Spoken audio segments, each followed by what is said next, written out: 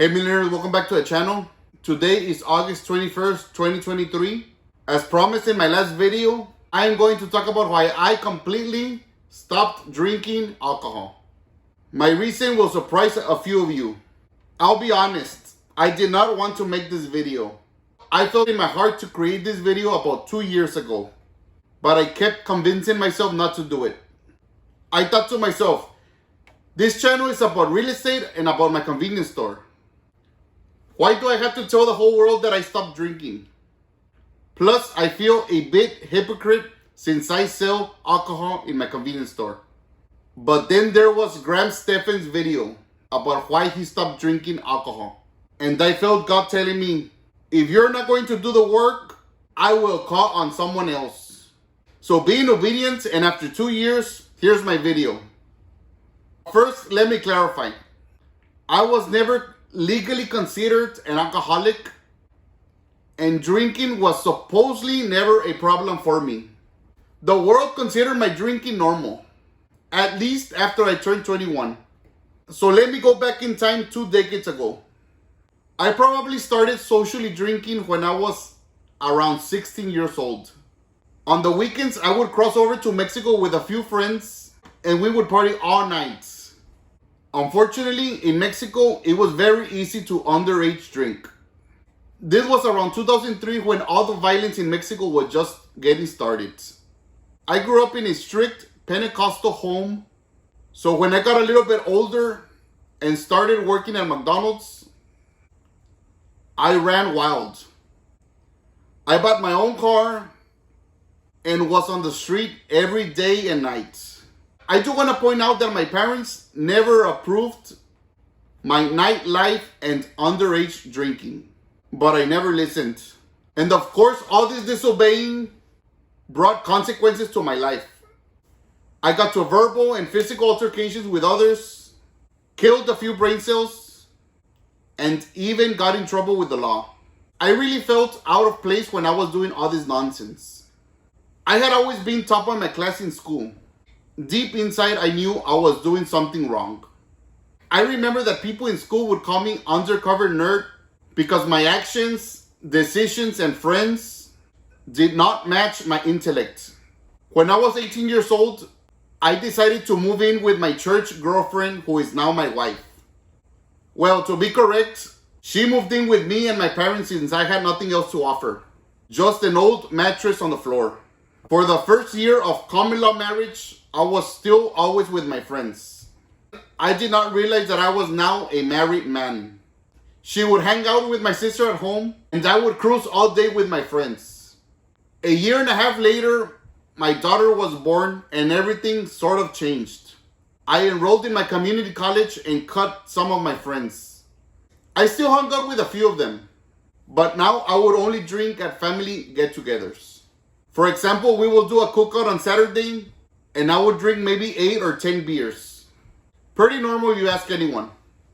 On Sundays, instead of taking out my family to the mall, to church, or to a park, I would be all day in bed recuperating from my hangover. I lost most of my Sundays to this stupidity.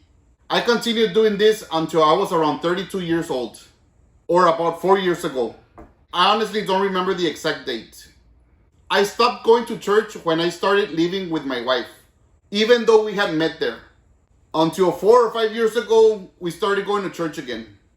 And since I wanted to fit in with the stereotypical Christian, I decided to stop drinking.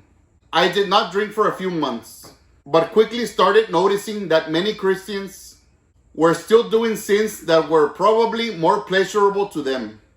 Maybe some of them had a weak tongue and would say bad words or criticize others. Some of them were living together without being married, and a few others would still party and listen to secular music, etc.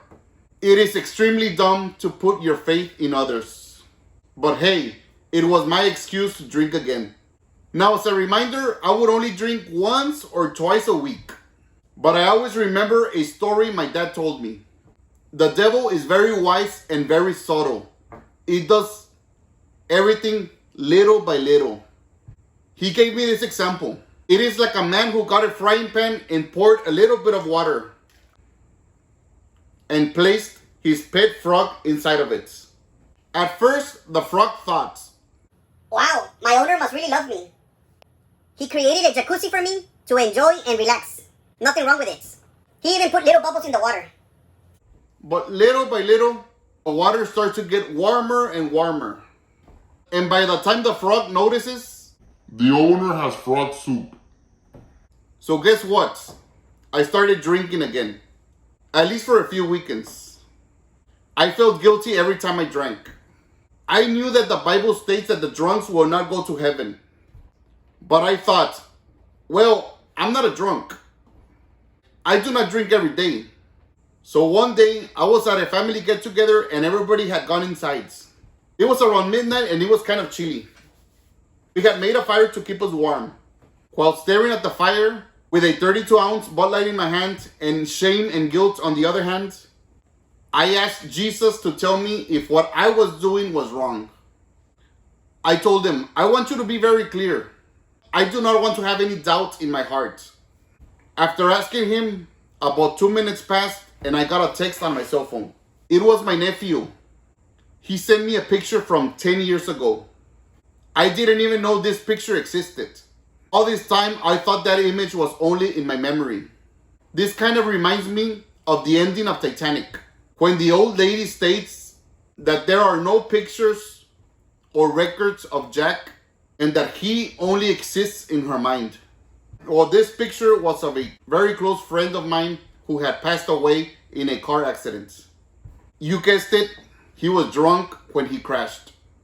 About 10 years ago, we were at a cookout with a family member and he had drove by to say hi. He quickly left and we stayed there drinking till about 3 in the morning. My wife was not a drinker, so she was a designated driver. We got home and slept for about 3 hours when I was suddenly woken up by a detective asking me if I knew my friend. I was the last person he had called on his cell phone. He was from Honduras. He had no family here. I had met him at church and quickly introduced him to all my friends. He crashed that night and unfortunately lost his life. I, together with a few friends, had to go to the morgue to identify his body. That image stayed in my head all these years. Seeing him lay there, lifeless and all banged up, haunted me for years. Then I get a picture of him lying in the morgue a decade later. I couldn't believe my eyes. My nephew had met him. He saw that the local examiner was posting his picture on Facebook to see if any relatives would recognize him. They had to bury him as John Doe since he was an illegal immigrant and had no identification. For me, this was God telling me that I should know better. I completely stopped drinking alcohol since then. It changed my life. I feel more energetic, and now I get to enjoy my Sundays with my family. I do not have anything against alcohol. If you can celebrate and stop at 1 glass of wine, all the power to you. But I believe that you are playing with fire, and I refuse to get comfortable in my jacuzzi. This is the end of the video, millionaires. I know this is exactly not a finance video, but not being hungover has netted me an extra day or two a week to be more active and in turn produce more. If you enjoyed my story, please don't forget to subscribe and give me a thumbs up. Stay safe and God bless.